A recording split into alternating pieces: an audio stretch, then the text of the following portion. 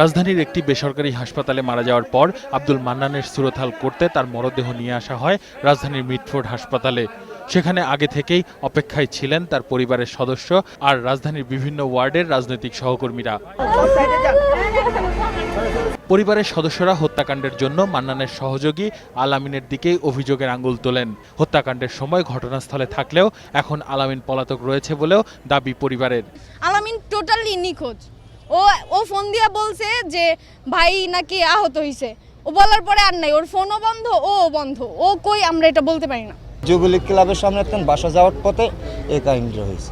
আর রাজনৈতিক সহকর্মীদের দাবি সহযোগী আলামিন এলাকার মাদক ব্যবসায়ী, তবে তার সঙ্গে মান্নানের সম্পর্কের কোনো সূত্র জানা নেই তাদের। নেশাগ্রস্ত আলামিন, এটা সবাই জানে, প্রত্যেকটা এলাকার লোকও জানে সে মাদক ব্যবসায়ী, সে ঘরে ঘরে মাদক পৌঁছে দিছে।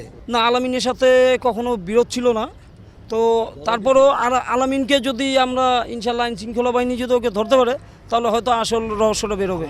আর পুলিশ বলছে বিভিন্ন সূত্রের মধ্যে আলামিনও রয়েছে তাদের সন্দেহের তালিকায়।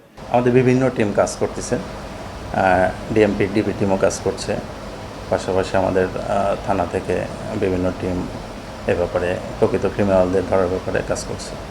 মঙ্গলবার রাত 11:15টার দিকে মোটরসাইকেলে এসে দুর্বৃত্তরা মান্নানের মাথায় ও পেটে দুটি গুলি করে পালিয়ে যায়। রাতেই তাকে ঢাকা মেডিকেল কলেজ হাসপাতাল ও একটি বেসরকারি হাসপাতালে চিকিৎসা দেয়া হয়। আসিফ সুমিত, 21 টেলিভিশন, ঢাকা।